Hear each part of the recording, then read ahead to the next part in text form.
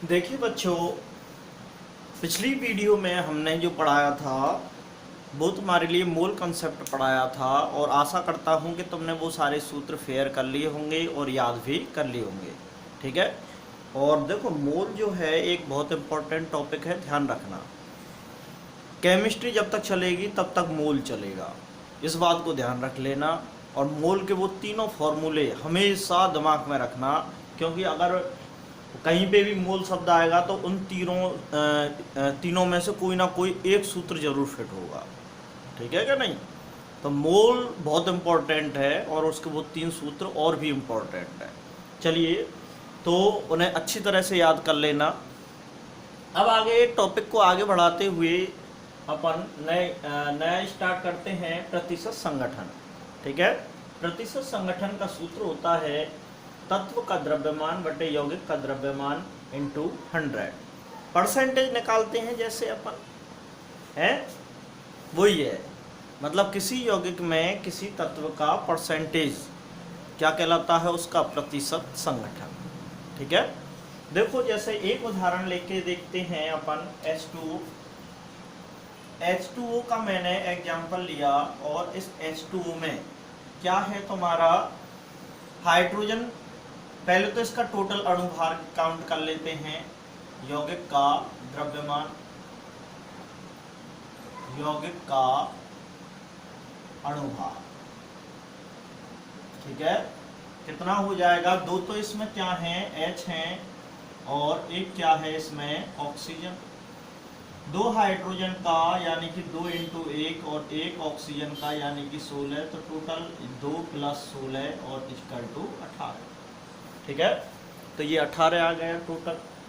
ठीक है। AMU में ले लो या ग्राम में ले लो, ठीक है, कोई दिक्कत नहीं। मोलर द्रव्यमान आ गया, तत्व का द्रव्यमान। अब जैसे यहाँ पे हाइड्रोजन का परसेंटेज निकालना है हमें।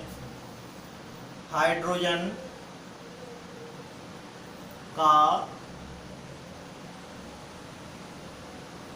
प्रतिशत संगठन, तो हाइड्रोजन का प्रतिशत संगठन क्या होगा? ऊपर तो आ जाएगा हाइड्रोजन और नीचे क्या आ जाएगा, H2O और इंटू 100। और ये सारे के सारे क्या हैं? वेट हैं। शॉर्ट में लिख दिए मैंने, तो ध्यान रखना। हाइड्रोजन टोटल कितना है इसमें? 2। कितना है? 2। और H2O कितना है? 18 और इंटू 100। ठीक है। तो कैलकुलेशन जब करेंगे तो हमें हाइड्रोजन का क्या आ जाएगा? परसेंटेज। तो देखो, इसकी कैलकुलेशन करने पर क्या आएगा? तो इसकी कैलकुलेशन जब तुम करोगे तो ये आ जाएगा 11.11%। इसी तरह से तुम ऑक्सीजन का परसेंटेज काउंट कर सकते हो। ऑक्सीजन का प्रतिशत संगठन, ऑक्सीजन का प्रतिशत संगठन निकालने के लिए ऊपर तो क्या आ जाएगा? ऑक्सीजन, और नीचे क्या आ जाएगा तुम्हारा? वही H2 और इंटू 100। तो यानी कि हो जाएगा कितना है? ऑक्सीजन 16 और ये कितना है? 18। तो 16/18 और इंटू 100। तो इसको कैलकुलेट करोगे तो तुम्हारा आंसर आ जाएगा 88.89। ठीक है, %। तो इस तरह से अपन कर सकते हैं। ठीक है, तो कर सकते हो, कोई दिक्कत तो नहीं है। तो किसी भी तत्व का तुम परसेंटेज इस तरह से काउंट कर सकते हो। चलिए और आगे देखते हैं। देखो, एक और क्वेश्चन है कि एथेनॉल में प्रत्येक तत्व की प्रतिशत मात्रा बताओ। ठीक है, इसको थोड़ा सही कर देता हूँ मैं। हाँ, अब दिख गया होगा। तो एथेनॉल में प्रत्येक तत्व की प्रतिशत मात्रा, ये क्वेश्चन है और मैंने थोड़ा सा अंडरलाइन कर दिया है इसे, तो उससे कंफ्यूज मत होना तुम। एथेनॉल का सूत्र होता है CH3 CH2 और OH।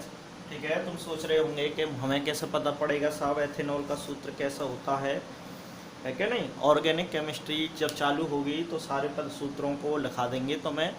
और सूत्र तो भाई देखो रटने पड़ते हैं, मैं बताऊं तुम्हें, और सूत्रों का ऐसा कुछ नहीं है। और वैसे भी कुछ तरीके भी होते हैं बनाने के, ठीक है। तो कहीं पे अपन यूज आ जाते हैं वो तरीके, और कहीं पे कुछ सूत्र ऐसे होते हैं वो डायरेक्ट ही याद करने पड़ते हैं, ठीक है। अब जैसे मैं यूँ कहूँ कि भैया सोडियम है, तो सोडियम का कितना है, कौन सा सिंबल होगा भाई, Na तो होगा। अब जहाँ मैं कुछ कर सकता हूँ क्या, नहीं कर सकता मैं कुछ भाई, जैसे वैज्ञानिकों ने बना के दे दिए तो उन्हीं को ही तो मैं पढ़ा रहा हूँ बस, और कुछ तो नहीं कर सकता मैं इनमें है। अब सोडियम को लैटिन में क्या कहते हैं, नेट्रियम, तो इस वजह से क्या ले लिया, Na।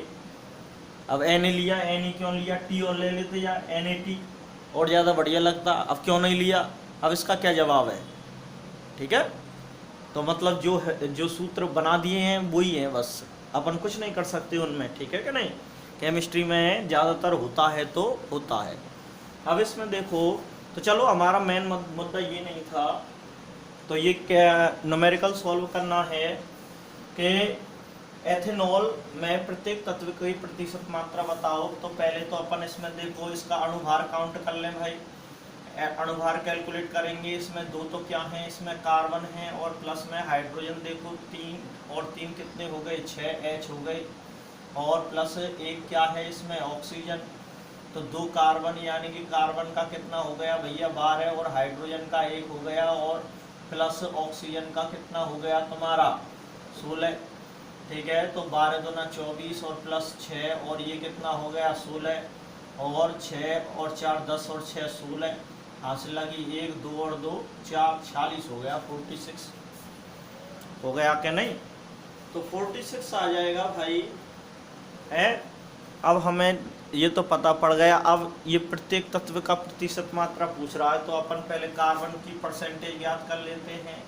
तो कार्बन ऊपर टोटल कितना है भैया 24, यानी कि 24/46 और इंटू 100, 24/46 इंटू 100, जब इसका मल्टीप्लाई करोगे तो ये आ जाता है तुम्हारा 52.17, कितना आ जाता है 52.17%। कर लेना, ये गुणा भाग तो तुम्हें ही करने पड़ेंगे अब यार, जहाँ मैं थोड़ी कुछ करूँगा, है क्या नहीं। कैसा गुणा भागन ने सिखाओ हमारे का, ये कैसे आओ ये ऐसे हैं, अरे यार इनने तो 10वीं क्लास के और तुम मैथ के स्टूडेंट हो यार, है क्या नहीं, छोटे मोटे भी गुणा भाग नहीं कर सकते यार अब इसमें हैं। इसी तरह से अपन ऑक्सीजन, ये हाइड्रोजन का परसेंटेज देखते हैं भाई, हाइड्रोजन का परसेंटेज देखते हैं, H% कितना है यहाँ पे 6, और यानी कि 6/46 और इंटू 100, तो इसको कैलकुलेट कर लोगे। तो कैलकुलेट करने पर जो भी मान आएगा तुम्हारा, जैसे कि इसका मान आता है 13.04%। इसी तरह से अपन यहाँ पे ऑक्सीजन को कैलकुलेट कर लेंगे, ऑक्सीजन की परसेंटेज, तो ऊपर तो कितना आ जाएगा 16 और नीचे 46 और इंटू 100, ठीक है क्या नहीं।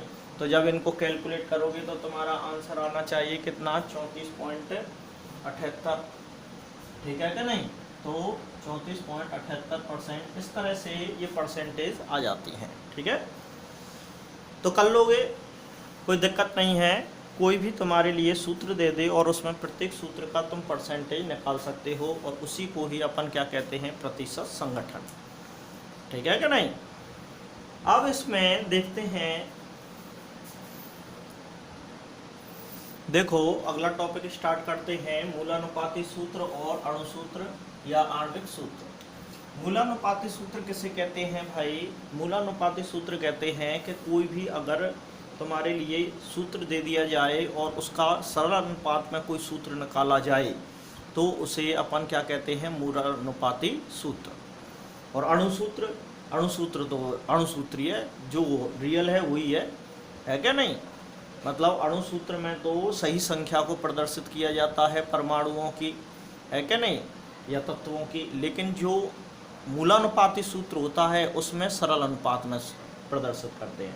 तो देखो एक आध दो एग्जाम्पल करके नहीं दिखाता हूँ मैं तुम्हें, यहाँ पे मैं ले लेता हूँ अणुसूत्र या आणविक सूत्र। तो ये तो क्या है अणुसूत्र, और ये क्या है मूलानुपाती सूत्र, ठीक है।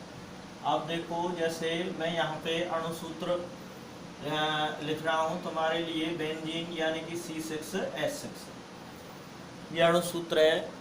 इसमें बेंजीन का यही सूत्र होता है, लिख देता हूँ चलो तुम्हारी और सहूलियत के लिए। तो यहाँ पर क्या है, ये बेंजीन। अब बात आती है मूलानुपाती सूत्र क्या बनेगा इसका। तो मूलानुपाती सूत्र सरल अनुपात ले लो इसका, 6 से मल्टीप्लाई हो जाएगा, ये हो जाएगा कि नहीं, यानी कि 6 एकम 6 और 6 एकम 6, यानी कि केवल क्या बचा, CH, क्या बचा, CH। तो ये इसका मूलानुपाती सूत्र हो जाएगा। जैसे अपन ग्लूकोज का एग्जाम्पल लें, C6H12O6, तो यहाँ पे ग्लूकोज, ठीक है क्या नहीं। तो अब इसका देखो सरल अनुपात निकालो। सरल अनुपात कैसे निकालोगे, 6 का गुणा चला जाएगा इसमें, यानी कि 6 एकम 6, ये कितना, कार्बन और हाइड्रोजन कितने बचे, 12, और ऑक्सीजन कितने बचे, 6। तो ये क्या हो गया इसका मूलानुपाती सूत्र। इसी तरह से H2O2, तो देखो भाई इसका भी क्या बनेगा, OH, O 2 से भाग चला जाएगा इसमें, ठीक है क्या नहीं। तो इस तरह से ये अणुसूत्र और मूलानुपाती सूत्र होते हैं।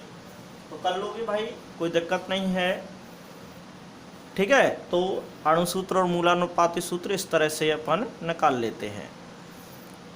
तो अब यहाँ पे अपन आगे बढ़ते हैं कि ये कह सकते हैं कि मूलानुपाती सूत्र से अणुसूत्र बन जाते हैं, है क्या नहीं।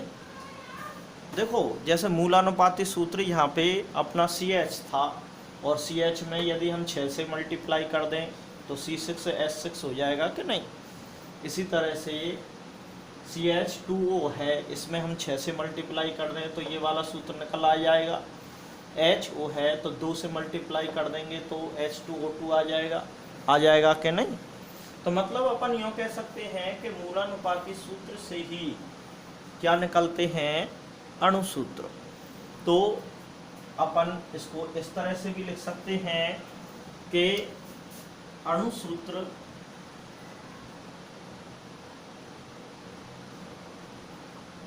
इक्वल टू N इंटू मूलानुपाती सूत्र, यही आ जाएगा कि नहीं।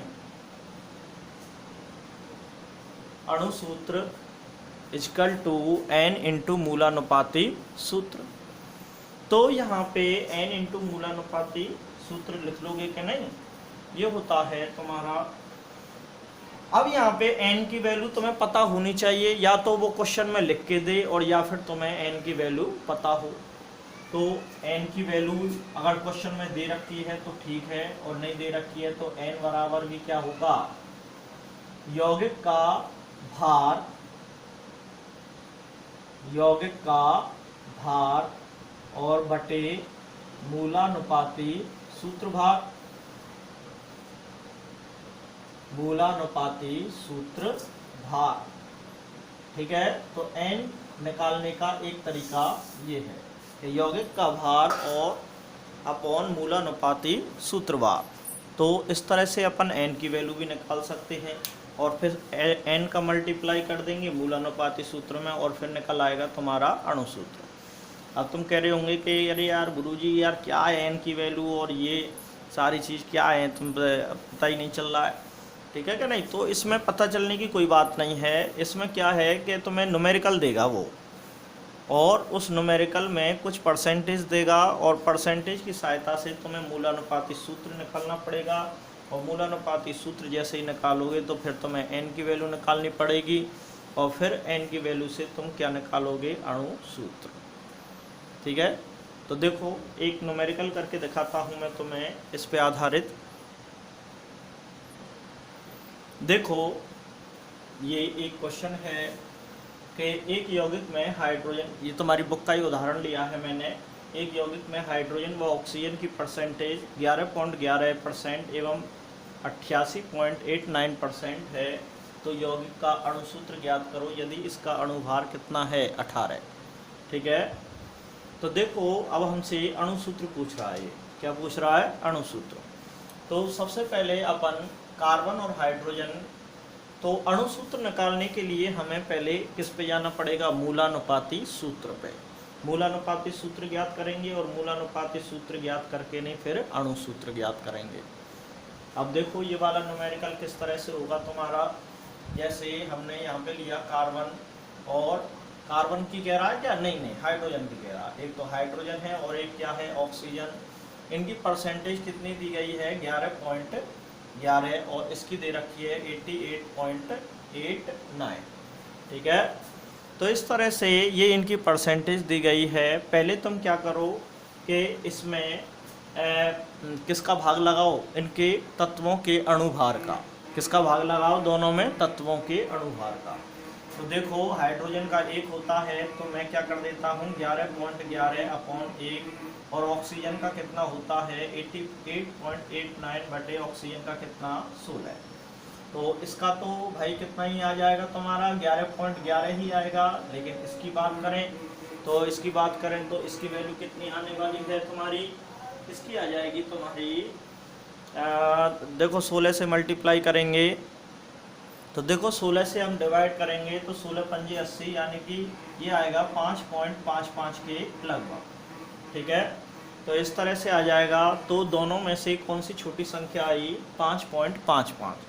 तो जो तुम्हारी छोटी संख्या आई उस संख्या का दोनों संख्याओं में क्या लगाओ? भाग। जैसे कि अपन 11.11 है तो इसमें भी किसका भाग लगा देंगे? 5.55 का, और इसमें भी 11.11 में 5.55 का भाग लगा देंगे। ठीक है, इस तरह से। तो अब इन दोनों का भाग लगाओगे तो फिर जो संख्या आएगी उसे लगभग में आंसर लेके आओ। ठीक है, नहीं यहाँ पे तुम्हारा क्या आएगा? 5.55 आएगा। क्या आएगा? 5.55। इसका तो कितना हो जाएगा? 1, और इसका लगभग कितना हो जाएगा? 2। ठीक है, तो दोबारा से समझ लो, हमें परसेंटेज दिया हुआ होगा। परसेंटेज हमने हाइड्रोजन का दे रखा है 11.11 और ऑक्सीजन का दे रखा है 88.89। तो पहले अपन क्या करेंगे? उसमें तत्वों के परमाणु भारों का भाग लगाएंगे। तो हमने परसेंटेज में तत्वों के परमाणु भारों का भाग लगा दिया, तो जो संख्याएं प्राप्त हो जाएंगी हमें, उन संख्याओं में अपन ये देखेंगे कि सबसे छोटी संख्या कौन सी है। उस सबसे छोटी संख्या का सभी संख्याओं में क्या लगाओ? भाग। तो हमारे पास 2 संख्याएं हैं, एक तो 11.11 और एक कौन है? 5.55।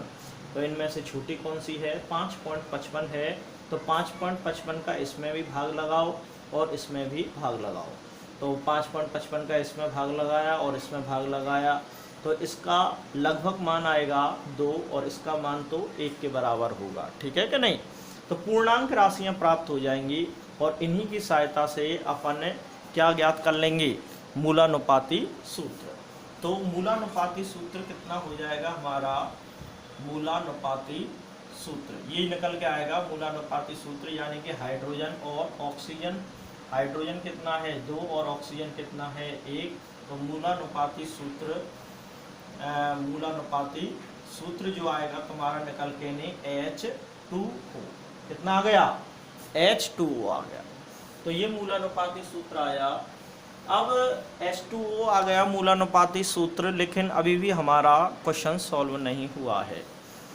ये जो निकल के आया है केवल मूलानुपाती सूत्र निकल के आया है, और वो क्वेश्चन में हमसे क्या पूछ रहा है? अणुसूत्र। क्या पूछ रहा है? अणुसूत्र।